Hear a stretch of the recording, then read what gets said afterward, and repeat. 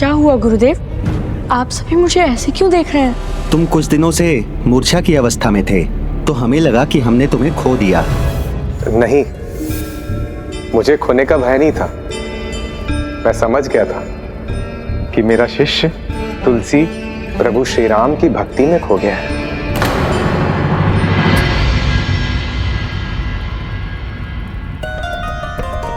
क्या हुआ वत्स? उदास क्यों? प्रभु श्री राम की कथा संपन्न हो गई, मुझे पता भी नहीं चला। बस इतनी सी चिंता है तुम्हारी? वो तो मैं अभी दूर किए देता हूँ। कल आश्रम लौटने पर मैं तुम्हें संपूर्ण श्री राम कथा सुनाऊंगा। किंतु गुरुदेव, यदि कल भी ऐसा हुआ तो? आपने राम कथा सुनाना आरंभ की और मैं फिर से राम धुन में खो गया तो? ऐसे तो मैं कभी प्रभु श्री राम की कथा सुन ही नहीं सकूंगा और ना ही समझ सकूंगा। फिर तो मुझे कभी आत्मज्ञान प्राप्त नहीं होगा और ना ही मैं अपने प्रभु श्री राम को जान पाऊंगा।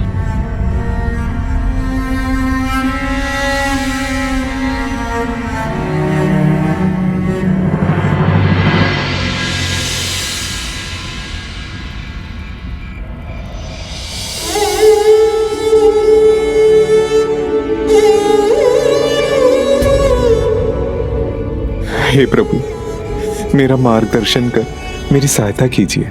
इस अंधकार में प्रकाश का रूप धारण कर मेरे नन्हे शिष्य तुलसी का पथ प्रदर्शन कीजिए।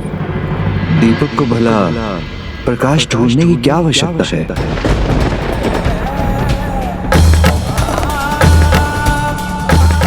ना दीपेन अग्नि मार्गणम क्रियते।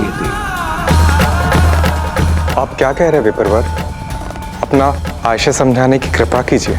यही गुरुवर, दीपक को कभी अग्नि ढूंढने नहीं जाना होता, उसे तो बस प्रज्वलित होने की देर है। अग्नि का साथ तो उसे स्वतः मिल जाएगा।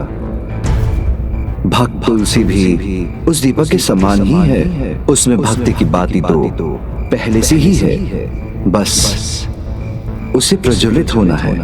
तो फिर अपने आप भक्ति की ज्योति से वो अपने प्रभु श्री राम तक पहुंचने का मार्ग स्वयं ढूंढ लेगा। किंतु इसके लिए मुझे क्या करना होगा? क्योंकि जब भी मैं इसे राम कथा का पाठ सुनाऊंगा, ये राम नाम के ध्यान में लीन हो जाएगा। तब तो इसे श्री राम कथा स्वयं पढ़ना होगा, जिसके लिए सर्वप्रथम वेद की भाषा संस्कृत सीखनी चाहिए। आप अपने शिष्य को पवित्र नगरी काशी ले जाइए, जहां ये योग्य आचार्य से संस्कृत भाषा का ज्ञान पा सके। मैं ऐसा ही करूंगा। आपने मेरा मार्गदर्शन किया, मैं कृतार्थ हुआ। हे जगत पिता, हे जगत माता, मैं आपको पहचान गया। अब आप मुझे अपने वास्तविक स्वरूप में दर्शन देने की कृपा कीजिए।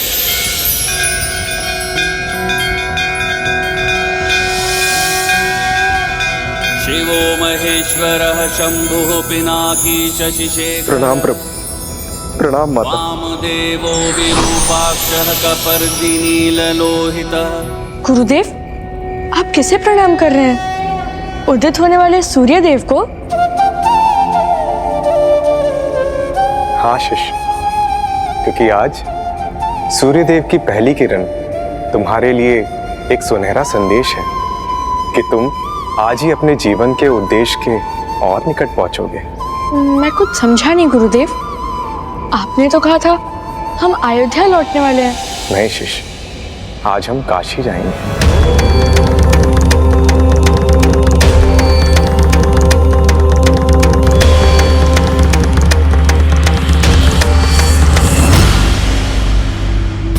तुम कब आओगे मेरे पुत्र? तुम कब आओगे मेरे पुत्र? भ्राता,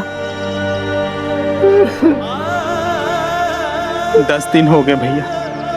अब और कितने दिन तक यहाँ प्रतीक्षा करेंगे? लगता है गुरुदेव ने अपना विचार बदल दिया। उन्हें आने में विलंब होगा। हम कब तक यहाँ रुके रहेंगे? जब तक देह है तब तक सशरीर मैं उसकी प्रतीक्षा करूंगा। शायद यही मेरे पापों का तक है। पाप यदि आपने किया है भैया, तो उस पाप का भागीदारी मैं भी हूँ। स्थिति को संभालने के स्थान पर मैंने आपको सदा अपने पुत्र को त्यागने के लिए प्रेरित किया है, किंतु अपने इस दोषी भाई को इतना तो करने दीजिए भैया। आपको घर ले जाकर श्रेष्ठ वैद्यों से आपकी चिकित्सा करवाने दीजिए। मैं वचन देता हूँ, जैसे ही आप स्वस्थ हो जाएंगे, मैं आपको आपके पुत्र से मिलाने यहाँ लेकर आऊंगा। मुझे अपने जीवन में यह अच्छा कार्य करने का अवसर तो दीजिए भैया। तो इस प्रकार एक ओर आत्माराम अपने भाई दीनदास के साथ अपने घर लौट गए, वहीं दूसरी ओर अपने गुरु के साथ तुलसीदास का आगमन हुआ काशी में माँ गंगा के पंचघाट पर।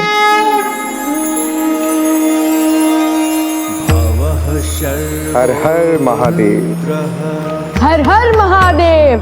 तीर्थो ग्रह सह महान तथा भीमे शानाविति यद विधानाष्टकमिदं अनुष्मिन प्रत्येकम्। काश्यामि काशते काशी, काशी सर्व प्रकाशिका। सा काशी विदिता येन, तेन प्राप्ता ही काशी। काशी शिव का तन और मन है। काशी के कण कण में भक्ति है। काशी में प्रवेश महादेव के जयकारे से होना चाहिए। ऐसी पावन भूमि को प्रणाम करना भी सौभाग्य है। अब समय आ गया है, मैं तुम्हें उन गुरु से मिलवाऊंगा जो तुम्हें प्रभु श्री राम की महिमा का अर्थ और महत्व समझाएंगे, और तुम अपने प्रभु श्री राम को पा सकोगे।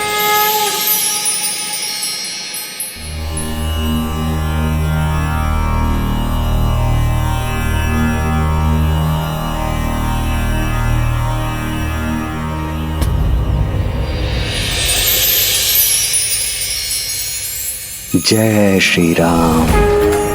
जय श्री राम।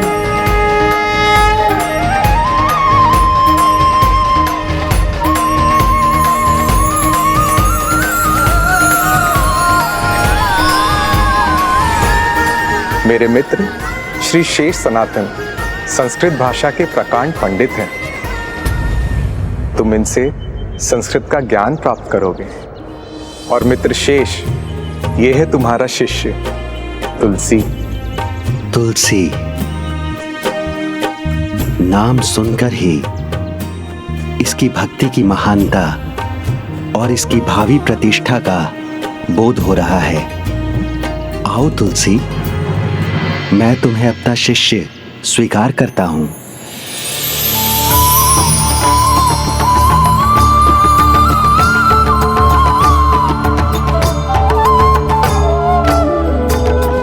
प्रणाम गुरुवर। फिर उसी दिन से साहित्य और दर्शन के उस समय के महान ज्ञानी गुरु श्री शेष सनातन से तुलसीदास ने संस्कृत भाषा सीखनी आरंभ की, और साथ ही चारों वेद, छहों वेदांग और ज्योतिष विद्या का अध्ययन गुरु नरहरिदास की देखरेख में आरंभ किया। तुलसीदास की ज्ञान प्राप्ति की ये प्रक्रिया 15-16 वर्षों तक इसी प्रकार चलती रही।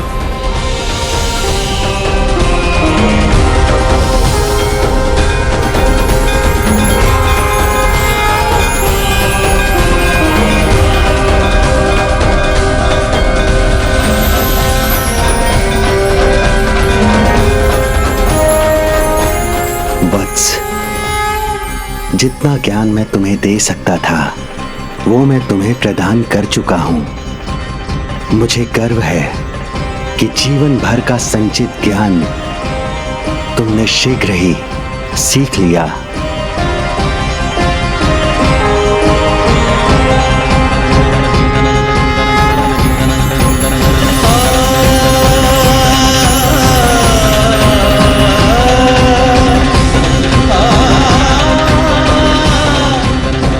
गुरुर्ब्रह्मा गुरुर्विष्णु गुरुर्देवो महेश्वरा गुरु साक्षात परब्रह्मा तस्मै श्री गुरुवे नमः।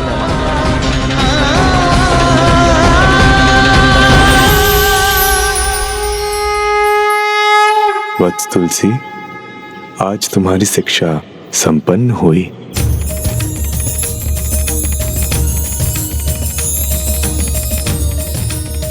प्रणाम गुरुवर, समय हो गया है। सभी आपके मुख से राम कथा सुनने की प्रतीक्षा कर रहे हैं। आओ वत्स, हमारे साथ चलो।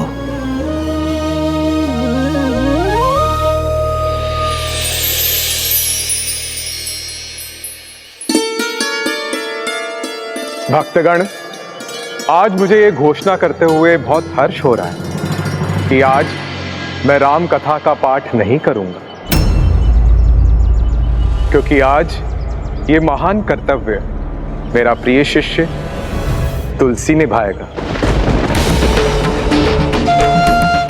क्योंकि वत्स तुलसी, जिस प्रकार दास भाव से प्रभु की भक्ति मैं करता हूं, उसी प्रकार दास भाव से प्रभु की भक्ति तुम भी करते हो। इसलिए आज से तुम मात्र तुलसी ही नहीं, अपितु तुलसीदास के नाम से जाने जाओ। तुलसीदास के नाम से जाने जाओ।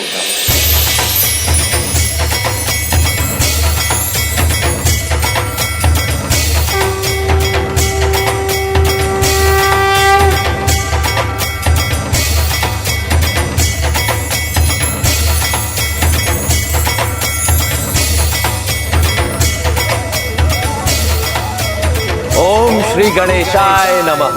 जय सिया राम। जय सिया राम। बोलो राम भक्त हनुमान की जय। बोलो राम भक्त हनुमान की जय।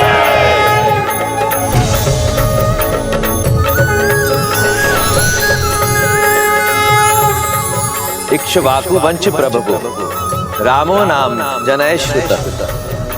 नियतात्मा महावीर द्युतिमान धृतिमान वशी।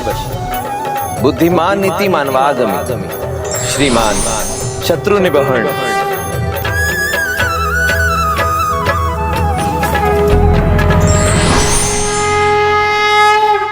इधर तुलसीदास जी प्रथम बार रामायण का पाठ कर रहे थे और उधर उनके पिता आत्माराम अपनी अंतिम श्वास ले रहे थे।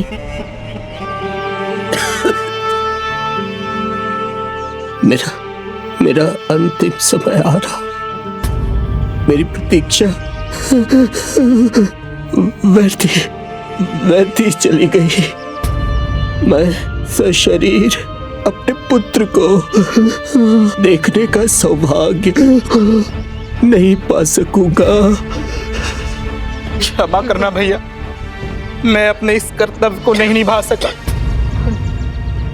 सबको दोष मत दो देवदास। जो हुआ वो उसके भले के लिए ही हुआ।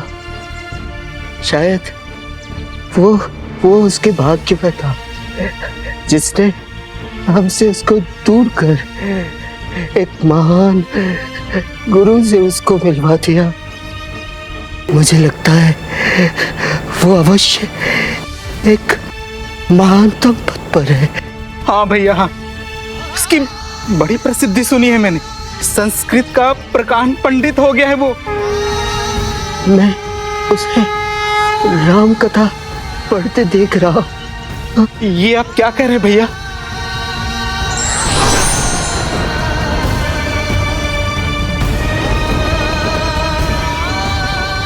यही कि मेरा पुत्र राम कथा का पाठ कर रहा है।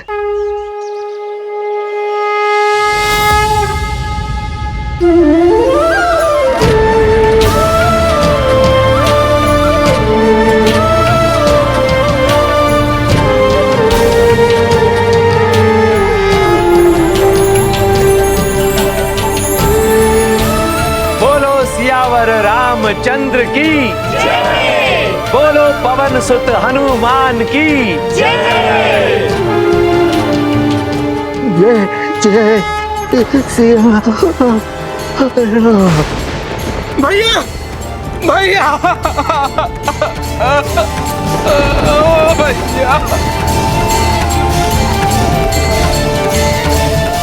भैया, मैं आपको आपके जीवन में आपके पुत्र से नहीं मिला सका, किंतु अब अपनी भूल सुधारने के लिए और उससे क्षमा पाने के लिए आपको और प्रतीक्षा नहीं करना पड़ेगा।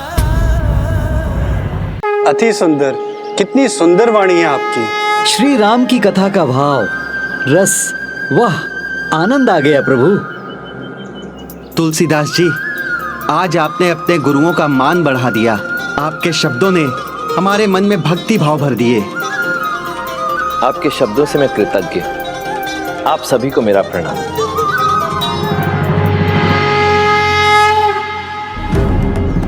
कल्याण हो।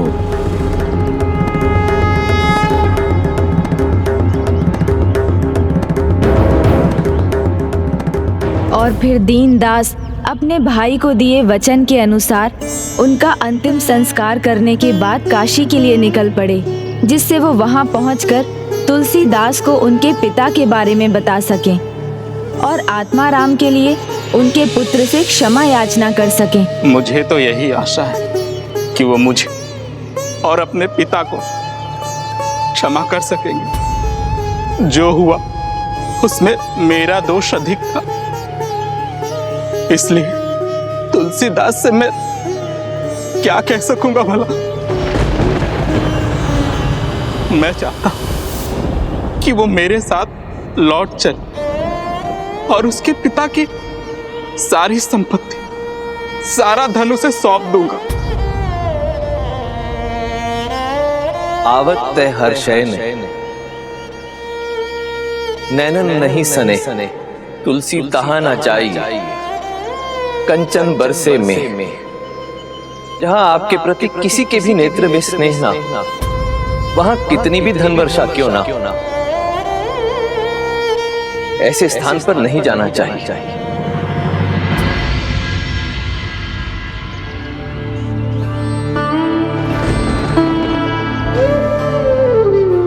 वत्स तुलसी, माता पिता के प्रति जो कर्तव्य है उसे पूर्ण कर ही व्यक्ति पितृऋण से मुक्त हो सकता है।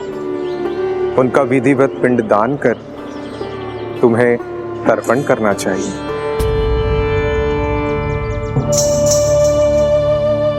आप उचित कह रहे हैं गुरुदेव। यदि मैं अपने कर्तव्य पूर्ण नहीं करूंगा तो मेरे ईश्वर मुझे मेरे उद्देश्य तक कैसे पहुंचाएंगे।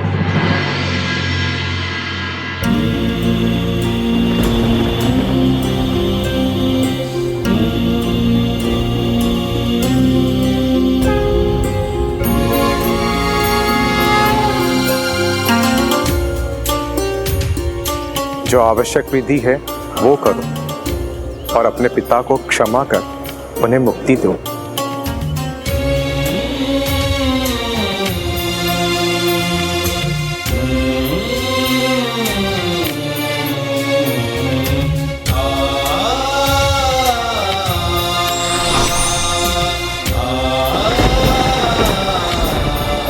क्या तुमने मुझे वास्तव में क्षमा कर दिया पुत्र? परंतु आपने क्षमा करने योग्य तो कोई कार्य किया ही नहीं। जो भी हुआ वो विधि का विधान था, जिसने मुझे मेरे जीवन के उद्देश्य से परिचित कराया। आप मुझे आशीर्वाद दीजिए पिताजी कि मैं अपने गुरु को दिए वचन के अनुसार इस पथ पर चलकर अपने लक्ष्य, अपने ईश्वर को प्राप्त कर सका। तथास्तु, तथास्तु, तथास्तु।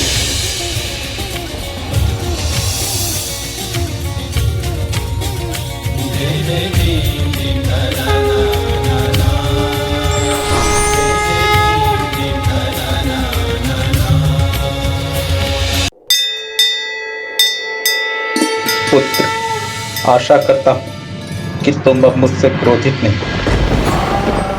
काम क्रोध मद लोभ की जौलों मन में खान, तौलों पंडित मूर्खों, तुलसी एक समान। जो काम, क्रोध, लोभ और अहंकार को अपने मन मस्तिष्क पर हावी होने देते हैं, वो ज्ञानी पंडित होकर भी मूर्ख ही कहलाते हैं। काका जी, मुझे आशीष दीजिए कि मैं अपने जीवन के उद्देश्य में सफलता प्राप्त कर सकूं। कल्याण पुत्र, तुम्हारा हृदय अत्यंत विशाल, क्षमाशील, तुम अवश्य अपने उद्देश्य को पाओगे।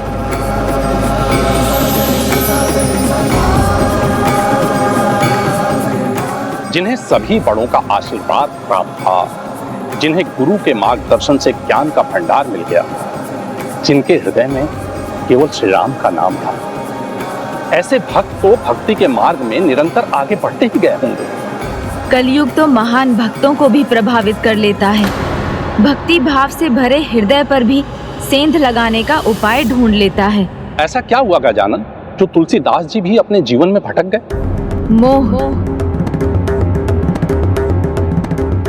मोह, अपनी पत्नी के प्रति ऐसा मोह जो तुलसीदास जी के जीवन के उद्देश्य की पूर्ति में बाधा बनने वाला था।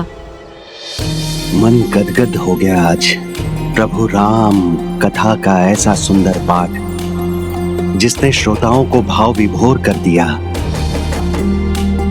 आपके शिष्य तुलसीदास ने सभी को मंत्र मुग्ध कर दिया। ऐसा लगता है प्रभु श्री राम के साक्षात दर्शन ही हो गए, जैसे हम राम कथा के भाग बन गए। मुझे पूर्ण विश्वास है कि स्वयं भगवान भी उसके मुख से श्री राम कथा का पाठ सुनने आते होंगे।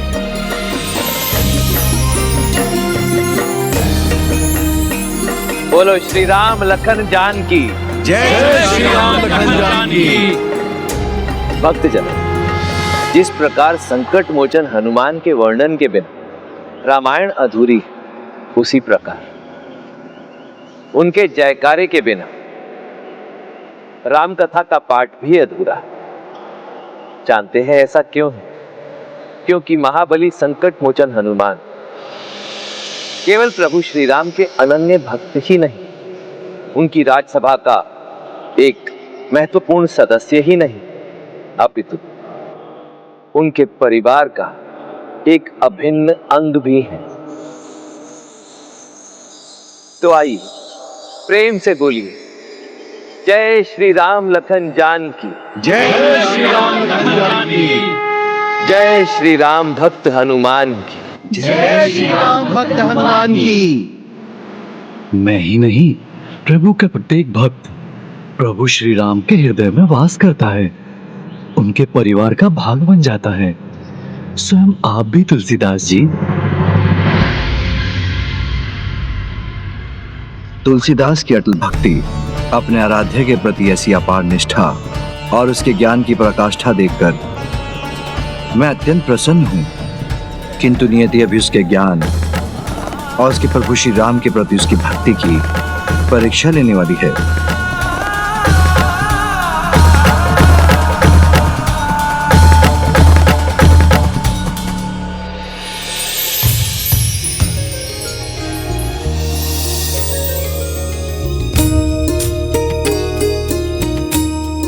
प्रभु श्री राम के इस साधारण भक्त दीन बंधु का धन्यवाद स्वीकार कीजिए। इतनी कम आयु में आपने रामायण कंठस्थ कर दी है। हम जैसे अज्ञानियों को श्री राम कथा का सार सुनाकर आपने हमें राम के निकट ला दिया है। इसके लिए मैं आपकी जितनी प्रशंसा कर सकूं कम है। आपके शब्दों से मैं कृतज्ञ हुआ। धन्यवाद। हम सभी राम भक्तों की ओर से बहुत बहुत धन्यवाद तुलसीदास जी। आपके मुख से प्रभु श्री राम कथा सुनकर हम धन्य हो गए, भाग्य खुल गए हमारे।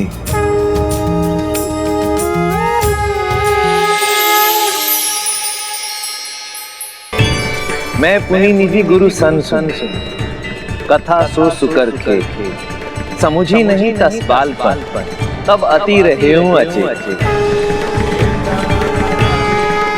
महानुभव सत्य कहूं तो जब प्रथम बार बराक क्षेत्र में मैंने अपने गुरुजी के मुख से श्री राम कथा का पाठ सुना था तो मुझे भी कुछ समझ में नहीं आया, परंतु उसके पश्चात प्रभु श्री राम की कृपा से और अपने दोनों गुरुओं द्वारा दी गई शिक्षा द्वारा मैं न केवल राम कथा के ग्रंथ को पढ़ने में सक्षम हुआ, अपितु आज आप सबको समझाने का प्रयास भी कर पा रहा हूं। अधजल गगरी छलकत जाए, जो अधूरा ज्ञानी होता है वही ज्ञानी होने का ढोंग करता है। ज्ञान होता ही नहीं किंतु उसका अभिमान करता है। प्रभु श्री राम की कथा से 7 महत्वपूर्ण शिक्षा मिलती है। वो कौन से हैं ये बता दीजिए तो हम भी मान जाएंगे। अपने शिष्य पर विश्वास रखिए नरहरिदास जी। अब उसे ऐसी अनेकों परीक्षाएं देनी होंगी। ऐसी परिस्थितियों से निपटना आना चाहिए उसे। अभिमान तो ज्ञान का शत्रु होता है। मेरे गुरुओं ने सिखाया है कि ज्ञान तो अनंत है, इसलिए यदि अभिमान करूंगा तो नया ज्ञान कहां से प्राप्त करूंगा। मैं तो कूप मंडूक बनकर रह जाऊंगा। आप तो स्वयं अत्यंत ज्ञानी प्रतीत होते हैं, इसलिए आपको मैं किसी भी प्रकार का ज्ञान देने में सक्षम नहीं हूं। परंतु यदि आज इस सभा में मैंने आपके प्रश्न का उत्तर नहीं दिया तो मेरे गुरुओं का अपमान हो जाएगा। प्रभु श्री राम की कथा की प्रत्येक घटना में अनेकों सीख भरी है, जिनसे हम जीवन में सत्य और धर्म पर चलने की शिक्षा पाते हैं। परंतु यदि आप मेरे मतानुसार प्रभु श्री राम की कथा के 7 सर्वाधिक सीख जानना चाहते हैं तो वो इस प्रकार है। प्रथम सीख, धर्म की सदा विजय होती है। अधर्म कितना भी शक्तिशाली क्यों ना हो, धर्म उस पर सदैव विजय पाता ही है। दूसरी सीख, सदैव अपने कर्तव्य पर अडिग रहते हुए अपनी मर्यादा का पालन करना प्रभु श्री राम का संपूर्ण जीवन इसका उदाहरण है। तीसरी सीख, कठिनाइयों का सामना करते हुए सदा धर्म और सत्य के मार्ग को चुनना लंकापति रावण के अनुज श्री विभीषण इसका उदाहरण है। चौथी सीख, सबके साथ समानता का व्यवहार करना, जैसा प्रभु श्री राम ने शबरी के साथ किया। पांचवी सीख संगति को लेकर है। मंथरा की संगति का दुष्प्रभाव माता कैकेयी पर कैसा पड़ा। छठी सीख, शक्ति संपन्न होते हुए भी सदैव विनयशील रहना, जैसे महाबली हनुमान, वे सर्वशक्तिमान हैं परंतु उन्होंने सदा अपने बल का प्रयोग अपने प्रभु की आज्ञा अनुसार प्रभु कर्म में ही किया है। और 7वीं सीख, 7वीं और सबसे महत्वपूर्ण सीख, परिवार का सदा एकजुट होकर रहना, एक दूसरे का सम्मान करना, एक दूसरे के प्रति अपने सभी कर्तव्यों का पालन करना, एक दूसरे के प्रति क्षमाशील होना, जैसे प्रभु श्री राम ने अपने परिवार के साथ किया। क्योंकि यदि परिवार एक साथ रहता है तो इतनी शक्ति अर्जित करता है कि जीवन के सागर में तरंगे कितना भी भीषण ज्वार क्यों न ले आए, परिवार के जीवन की नैया को पार लगा ही देता है। एक और अत्यंत महत्वपूर्ण बात, परिवार का मुखिया मुख के समान होता है। जैसे शरीर में इतने अंग हैं परंतु भोजन ग्रहण करने का सुख केवल मुख को प्राप्त होता है, परंतु वही मुख अपने विवेक से शरीर के सभी अंगों की देखभाल भी करता है। मुखिया मुखी सो चाहिए, खान पान कहूँ एक, पालड़ पोषई सकल अंग, तुलसी सहित विवेक। अति उत्तम, कितनी सुंदर व्याख्या दी है आपने तुलसीदास जी। इतनी कम आयु में इतना ज्ञानी होना अति दुर्लभ है। आनंद आ गया। जो परिवार की बात करता है उसका स्वयं भी तो परिवार होना चाहिए। जिसका कोई परिवार ही नहीं, जिसने कभी परिवार का अनुभव ही नहीं किया, वो परिवार का महत्व न समझ सकता है न समझा सकता है। जिसे उसके परिवार ने जन्म लेते ही उसे घर से दूर कर दिया, वो हमें परिवार का ज्ञान देने चला है। रहने दीजिए महानुभाव। कदाचित पंडित जी उचित ही कह रहे हैं। मैंने वास्तव में कभी परिवार के साथ रहने का सुख नहीं भोगा, इसलिए संभव है कि मुझे परिवार के विषय में अधिक ज्ञान नहीं।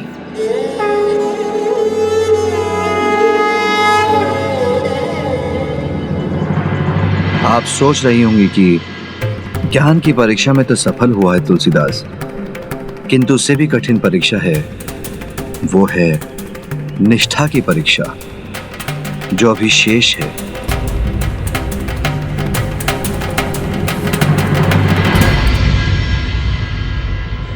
भक्ति के साथ ज्ञान, ज्ञान के साथ विनम्रता, बिना परिवार के महत्व को समझना एक योग्य व्यक्ति की निशानी है। मेरी पुत्री के लिए इससे अधिक योग्य वर कहाँ मिलेगा? यदि आपको योग्य वर दिख ही गया है तो उनके गुरु से आप अनुमति मांग ही लीजिए। संभव है आपकी मनोकामना पूर्ण हो जाए।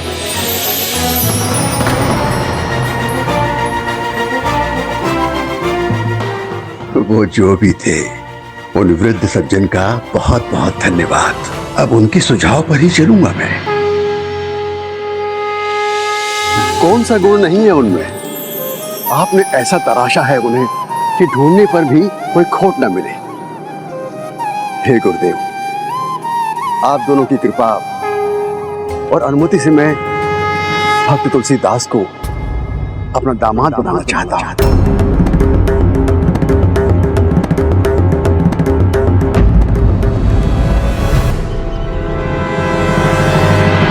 मेरे विचार से इससे अच्छी बात तो हो ही नहीं सकती। ये शुभ समाचार है मित्र, फिर तुम ऐसे हैरान क्यों हो? गुरुवर, आप अपने शिष्यों से संबंधित जो भी निर्णय लेते हैं वो सदैव उनके लिए लाभकारी होते हैं। मैं ये भी जानता हूं कि मेरे विषय में आपने जो भी निर्णय लिया होगा उससे मेरा भी कल्याण ही होगा, परंतु यदि आपकी आज्ञा हो तो मैं कुछ कहना चाहता हूं। हाँ वत्स, कहो। गुरुवर, आप तो जानते हैं कि मेरे जीवन का केवल एक ही उद्देश्य है, प्रभु श्री राम को प्राप्त करना। अब यदि मैं विवाह के बंधन में बंध गया तो अपने इस उद्देश्य की पूर्ति कैसे करूंगा? सत्य कहूं गुरुवर, तो मेरा तो केवल एक ही स्वप्न है, संसार से संन्यास लेकर अपने प्रभु श्री राम की खोज में निकल जाऊं। वत्स, संन्यास आश्रम का द्वार तो गृहस्थ आश्रम के द्वार के बाद ही खुलता है। मेरे विचार से तुम्हें विवाह कर परिवार के सुख का अनुभव करना चाहिए। जो आज्ञा गुरु। उचित है, तब मैं अभी जाकर तैयारियां आरंभ करता हूं।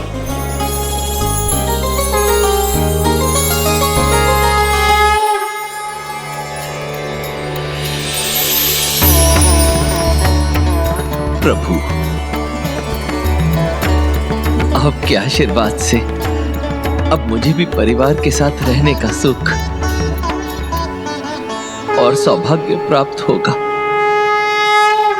हमें चिंता है कहीं हमारा शिष्य तुलसीदास विवाह के बंधन के साथ सांसारिक मोह माया में उलझ कर ना रह जाए। नियति के आगे हम सब विवश हैं मित्रशेष।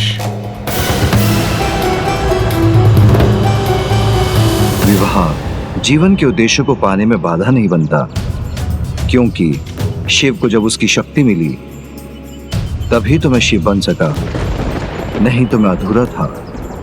किंतु तुलसीदास के लिए विवाह का अनुभव भिन्न है, क्योंकि ये कलयुग है। इसका प्रभाव मनुष्य के मन और बुद्धि पर तो पड़ेगा ही। तुलसीदास जी के गुरु ही नहीं पिता श्री प्रभु महादेव भी विचार में पड़ गए, क्योंकि कलयुग में संतुलन बनाए रखना, भावनाओं में बहकर अपने पथ से नहीं भटकना अत्यंत कठिन है। और जैसे ही तुलसीदास जी का विवाह हुआ, कलयुग से प्रभावित मनुष्यों के संपर्क में आने से उस युग के विकारों का प्रभाव तुलसीदास जी के मन मस्तिष्क पर भी होने लगा। ऐसा पावन मन भी कलयुग के विकारों से प्रभावित हुए बिना ना रह सका।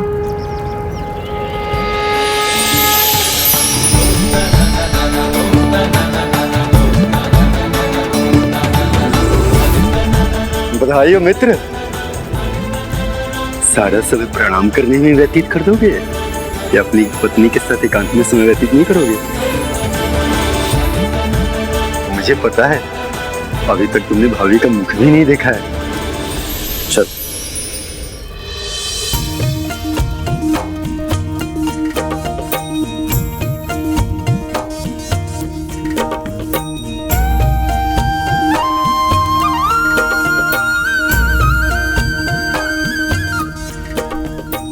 भगवान की असीम कृपा आप दोनों पर बनी रहे।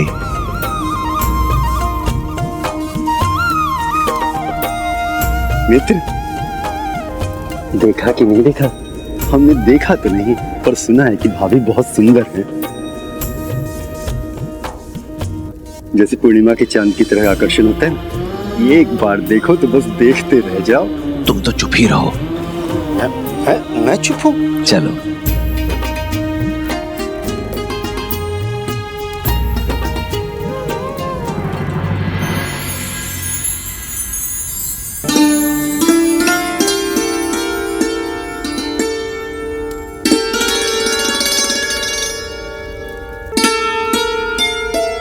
तुम दोनों का सदा भला हो और जीवन में अपने उद्देश्य को पाने में तुम दोनों एक दूसरे के सहायक बनो।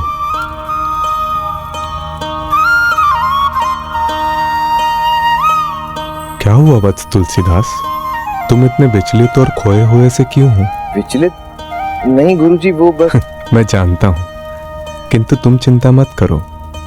तुम अपने परिवार का दायित्व अच्छे से संभालोगे और यदि तुमसे कोई भूल हो जाए तो उसे भी सुधार लोगे। मेरे जाने के बाद भी मेरा आशीर्वाद तुम्हारे साथ सदा रहेगा। आपके जाने के बाद अर्थात अब मेरे अयोध्या लौटने का समय आ गया है। नहीं गुरुवर, आप नहीं जा सकती। आप ही तो मेरा परिवार है। माता पिता बनकर आप ही ने तो मेरा पालन पोषण किया है। गुरु बनकर मुझे दीक्षा दी, जीवन का मार्ग प्रदर्शित किया, यहां तक पहुंचाया। मैं आपके बिना नहीं रह पाऊंगा गुरुवर। कृपया कर मुझे अकेला छोड़कर मत जाइए। नहीं वत्स, तुम अकेले कहाँ हो? तुम्हारी पत्नी, तुम्हारी जीवन संगिनी तुम्हारे साथ है, जिसके साथ तुम अपना परिवार आरंभ करने जा रहे हो।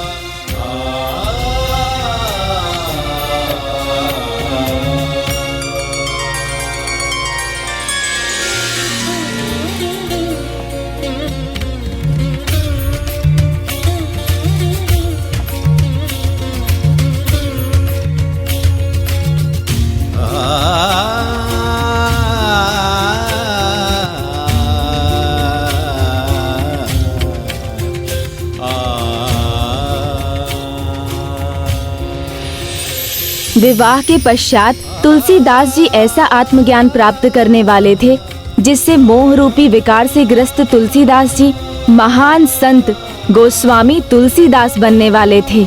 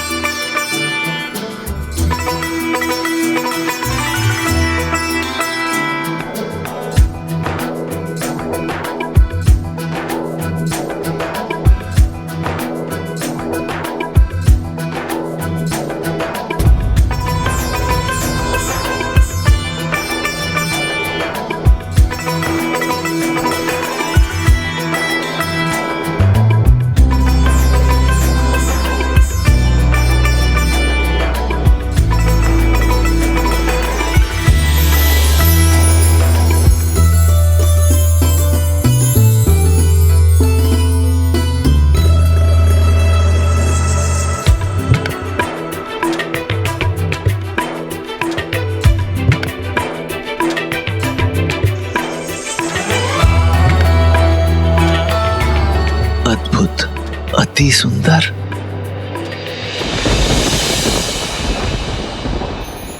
मुझे ज्ञात है स्वामी कि आप मुझे बहुत समय से देखने का प्रयास कर रहे हैं।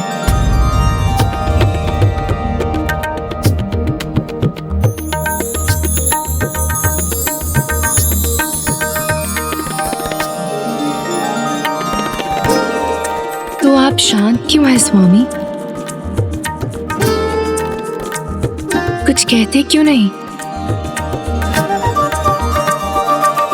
क्या मैं आपको अच्छी नहीं लगी? नहीं नहीं, ऐसा मत कहो, सत्य कहूं तो मैंने आज तक तुम जैसी सुंदरी देखी ही नहीं। तुम्हें देखता हूं तो ऐसा लगता है जैसे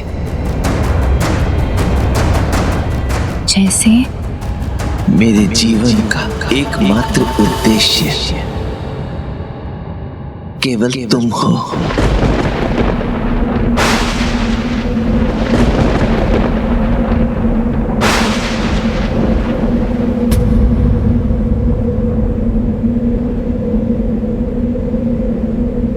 पहली दृष्टि में ही तुलसीदास जी अपनी पत्नी के प्रेम और उनके रूप के आकर्षण में डूब गए। किंतु पत्नी के प्रति प्रेम, समर्पण, ये तो अच्छी बात है ना?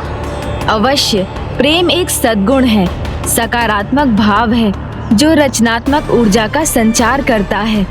किंतु जब वो मोह का रूप धर ले तो वो मात्र नकारात्मक विकार ही रह जाता है। तुलसीदास जी पत्नी के सौंदर्य के मोह में उलझ रहे थे जो उनके लिए नकारात्मक बनने जा रहा था। ऐसा मोह आसक्ति बनकर व्यक्ति को उसके लक्ष्य से भटकाकर सांसारिक माया जाल के भंवर में उलझा देता है। प्रभु, आज प्रसाद नहीं बांटेंगे क्या? प्रसाद? हाँ हाँ, अवश्य, प्रसाद तो बांटना ही है। मैं जानता हूँ घर जाने के लिए उतावले हो रहे हो ना तुम चिंता मत करो, घर चले जाओ, मैं बांट दूंगा प्रसाद। धन्यवाद।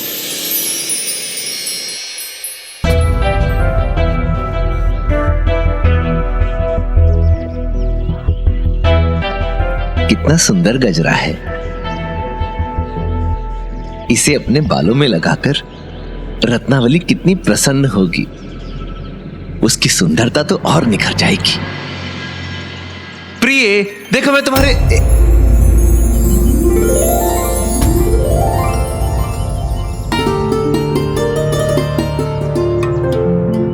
देखिए स्वामी, भैया भाभी ने अचानक आकर मुझे कितना प्रसन्न कर दिया।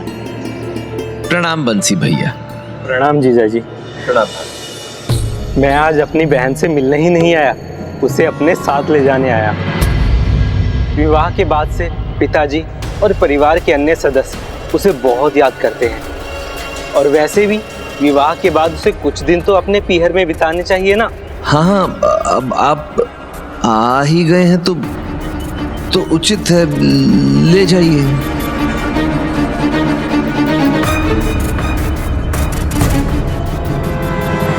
क्या हुआ? आप कुछ सोच रहे हैं क्या? सोच? नहीं भाभी, सोच तो कुछ, हाँ ये सोच रहा था कि देखिए ना, आकाश में कैसे घने मेघ छा रहे हैं।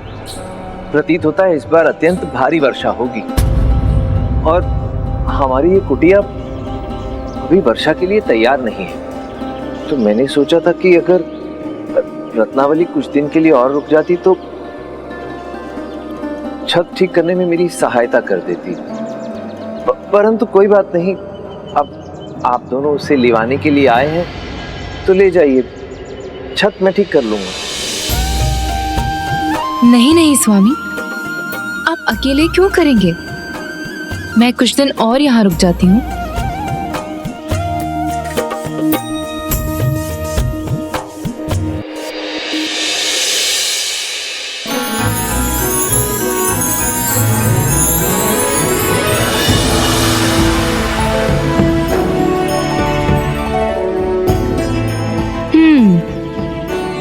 छत ठीक करनी थी या फिर ये केवल मुझे रोकने का एक बहाना था?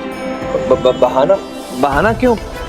बहाना नहीं था, छत वास्तव में ठीक करनी है। वो देखो ना, वहां से सब जगह से पानी बहता है। मुझे तो ऐसा प्रतीत होता है कि इस बार यहां से भी पानी बहेगा।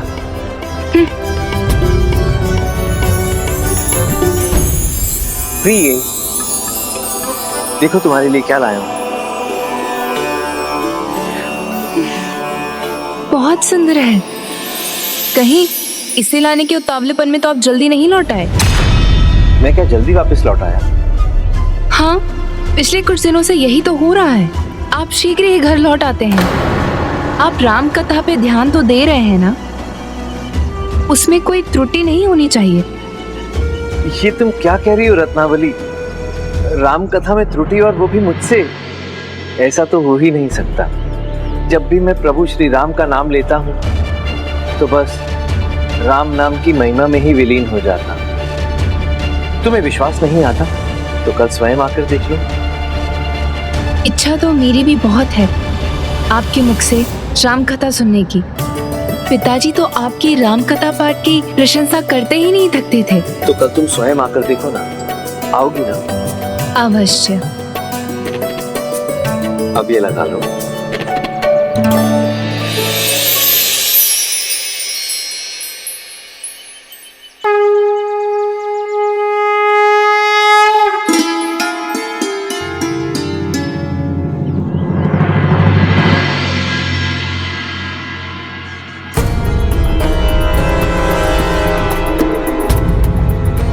क्या हुआ?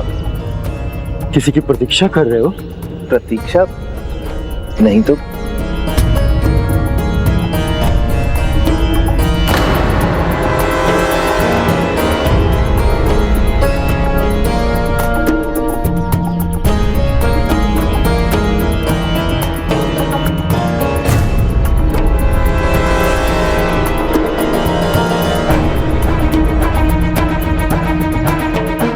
आज प्रभु कथा में वो रस नहीं, भक्त तुलसीदास का ध्यान जो भटका हुआ है। बोलो जय श्री राम लखन जान की। जय श्री राम लखन जान की। जय प्रभु श्री राम भक्त हनुमान। जय श्री राम भक्त हनुमान की।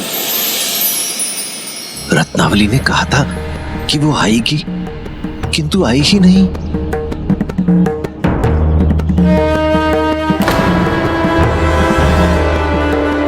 हमने सुना है कि जितनी सुंदरता से आप श्री राम कथा का पाठ करते हैं, उतना ही अपने ज्ञान से दूसरों की जिज्ञासा को भी शांत करते हैं।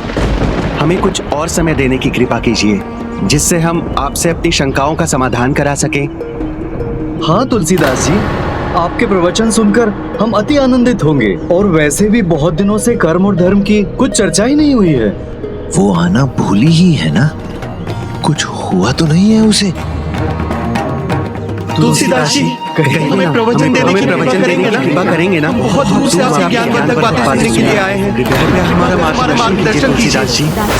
आप सभी समझिए, इतने वर्षों बाद इन्हें परिवार का सुख मिला है तो चिंता तो स्वाभाविक है ना। थोड़ा समय दीजिए, इसके बाद प्रवचन का समय भी निश्चित होगा।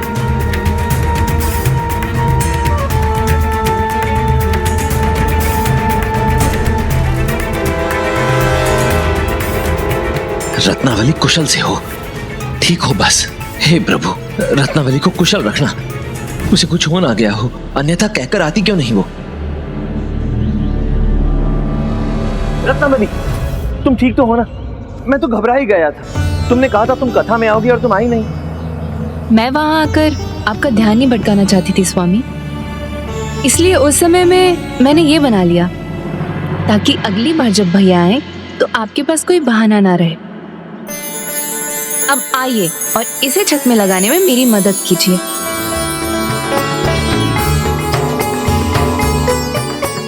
मैं तो एक भी पल इससे दूर नहीं होना चाहता, सदा इसके साथ रहकर इसे देखते रहना चाहता हूं। और यह है कि इसने तो मेरा बहाना भी छीन लिया, जैसे ये अपने मायके जाने के लिए बहुत उतावली हो। इस प्रकार जब भी देवी रत्नावली के भाई उन्हें लेने आते तो तुलसीदास जी कोई ना कोई बहाना ढूंढ ही लेते। ऐसे कई वर्ष बीत गए और तुलसीदास जी का पत्नी प्रेम मोह जाल बनता गया। जिसमें तुलसीदास जी और गहरे उलझते गए एवं शीघ्र देवी रत्नावली ही नहीं, पूरे नगर को ये पता चल गया। भाभी, सभी स्त्रियां मुझे चिढ़ाती हैं। कोई कहती है कि मैंने उन्हें मोहित कर लिया है, और किसी ने तो ये तक भी कह दिया कि मैंने उनके राम से उनका ध्यान हटा दिया। आज भी आप देखिएगा, कोई ना कोई बहाना बना के मुझे आपके साथ नहीं जाने देंगे। प्रणाम। क्या हुआ? मेरे आते ही आप सब शांत क्यों हो गए? जीजा जी, आपने वचन दिया था कि जब मैं अगली बार आऊंगा तो आप मेरी बहन को मायके जाने से नहीं रोकेंगे। हाँ हाँ हाँ, वचन तो दिया था।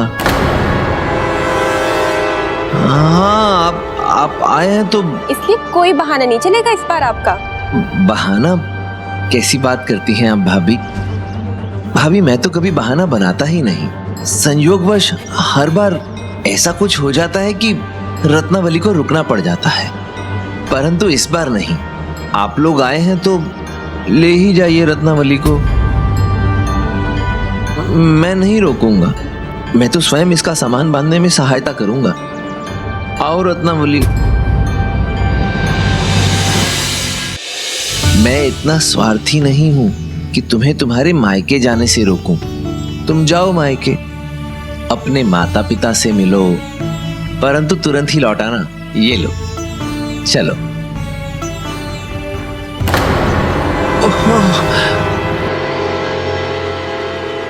हाँ, क्या हो जीजा जी, सब ठीक तो है ना? कुछ विशेष नहीं है। जाओ। लगता है पेट में दर्द है। नहीं बंसी भैया, मुझे कुछ नहीं। ये कोई नया बहाना तो नहीं है ना स्वामी? रत्नावली, मैं कभी भी बहाना नहीं बनाता। मैं तुम्हें कैसे समझाऊं? नहीं, कोई कष्ट तो है। सत्य कहिए स्वामी, कहीं आपके पेट में दर्द हो रहा है क्या? मैं क्या कहूँ, कुछ समझ में नहीं आ रहा। ऐसा कुछ विशेष।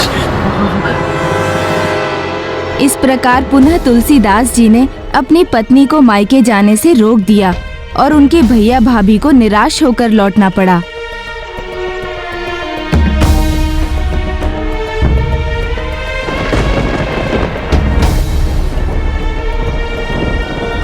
तुलसीदास जी ऐसी अवस्था में पहुंच गए थे कि अपनी पत्नी को अपने निकट रखने के लिए उनसे झूठ बोलने में भी नहीं हिचकते थे। जिनके जन्म का उद्देश्य धर्म के सत्य को स्थापित करना था, वही झूठ में उलझ गए। भक्ति और गृहस्थी में संतुलन आवश्यक है, किंतु कलयुग में अधर्म का अंधकार इतना हावी है कि कभी कभी ज्ञानी व्यक्ति भी उसमें उलझ जाता है।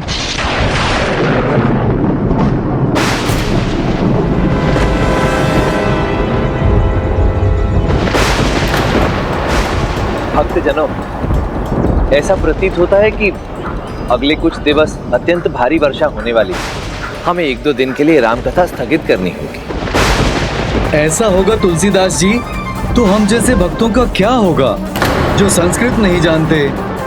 हम प्रभु श्री राम की जीवन गाथा को कैसे समझेंगे और सुनेंगे? आपके मुख से राम कथा सुनने तो हम आंधी तूफान और वर्षा में भी आ सकते हैं, यदि आपको कष्ट ना हो तो।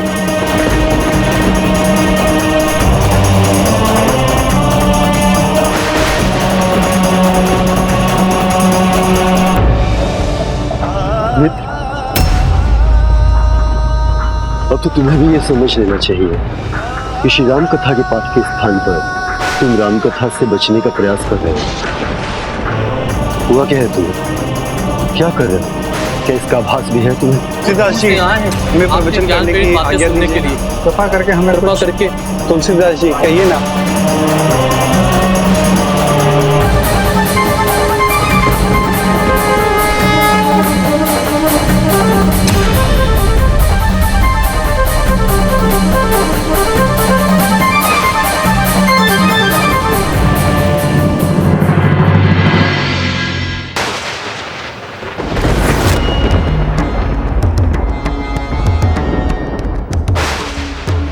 हुआ क्या है तुम्हें? क्या कर रहे हो? क्या इसका आभास भी है तुम्हें?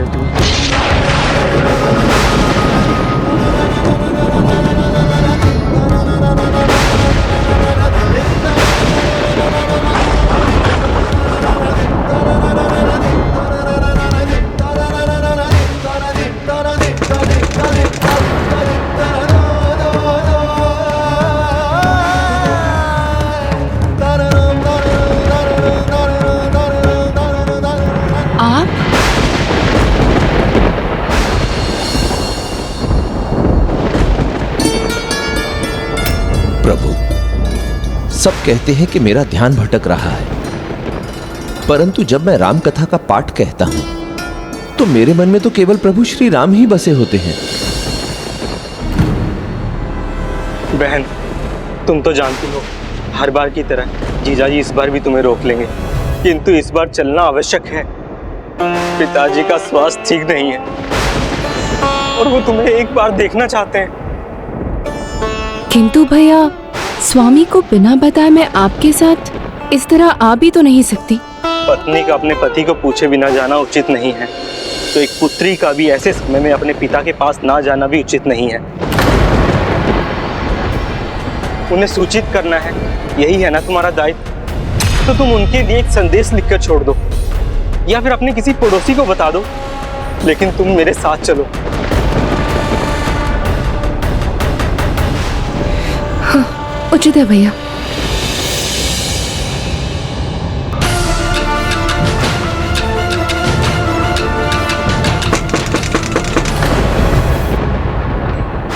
यदि जीजाजी हुए तो फिर से रोक लेंगे।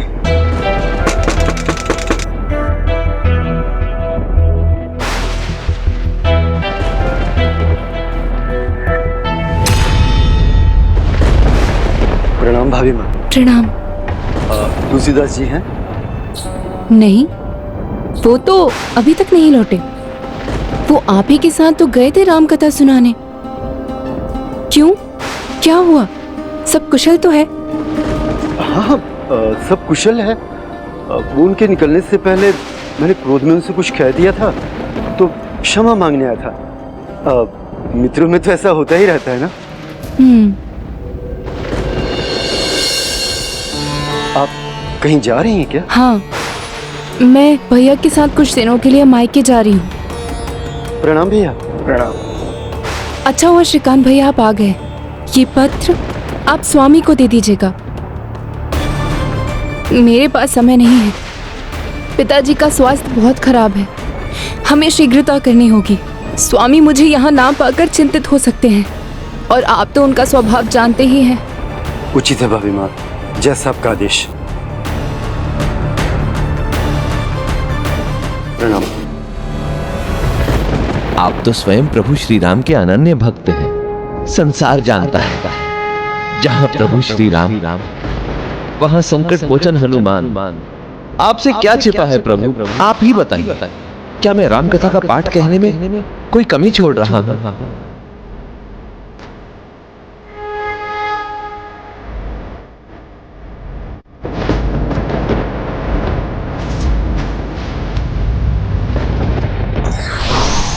अति कभी भी अच्छी नहीं होती, चाहे वो प्रेम की ही क्यों ना हो।